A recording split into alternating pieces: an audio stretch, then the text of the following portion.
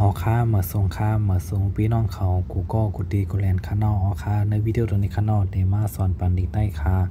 ก่อนที่ข้าสอนข้างนอกอย่าไปลืมกดไลค์กดแชร์กดติดตามมันก็กั๊มสองกั๊มข้างนอกออค่าเมื่อเรือสอนถึงตัวแพทย์เสียงขาดข้างนอก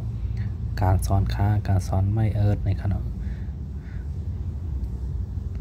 ไม่ในค่ะข้อ2ข้างนอกการที่สอนน้ำตาเป็นเกิดการที่สอนน้ำตาเป็นยากเกิดการที่สอนน้ำตาแพ้จำเกิดการที่สอนน้ำตาแพ้จำนาเกิดการที่สอนน้ำตาแพ้จำเดินเกิดการที่สอนน้ำตาแพ้ได้ขึ้นเกิดอันนี้เริ่มแสดงตื่นข้างนอกที่เป็น2ตื่นค่ะเกิดข้อ2การที่สอนน้ำตาเป็นเกิดการที่สอนน้ำตาเป็นยากเกิดค่าที่2น้ำตาเพชรจำเคินค่าที่2น้ำตาเพชรจำนาเคินค่าที่2น้ำตาเพชรจำเดินเคินค่าที่2น้ำตาเพชรได้ขึ้นเคินข้อ3งานที่2น้ำตาเพชรเงิดงานที่2น้ำตาเพชรยากเงิดงานที่2น้ำตาเพชรจำเงิดงานที่2น้ำตาเพชรจำนาเงิดงานที่2น้ำตาเพชรจำเดินเงิดงานที่2น้ำตาเพชรได้ขึ้นเงิดข้อ4จานที่2น้ำตาเพชรเจิดจานที่2น้ำตาเพชรยากเจิดจานที่2น้ำตาเพชรจำเจิดจานที่2น้ำตาเพชรจำนาเจิดจานที่2น้ำตาเพชรจำเลยเจิดจานที่2น้ำตาเพชรได้ขึ้นเจิดข้อ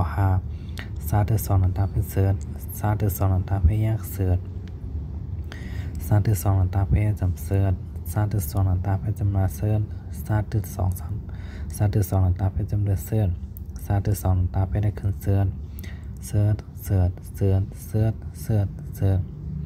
ออกค่าหลวงเอาดังกล้ามขันนอกเกิด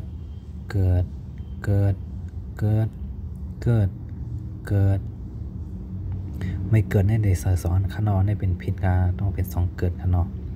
ต้องจะเป็น2ตืดขาข้อ2ขาที่2น้ำตาเป็นเกิดข้อ3เงิดข้อ4เจิด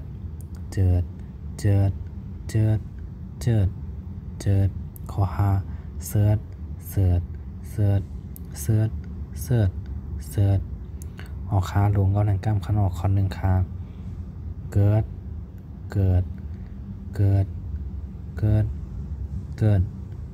อันนี้ได้เป็น2ขนอในลืมสัตว์ตึดนะครับข้อ2เคิดข้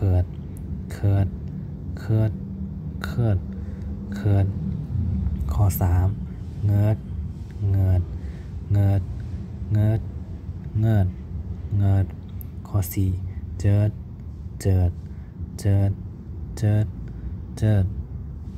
ข้อ5เสิร์ช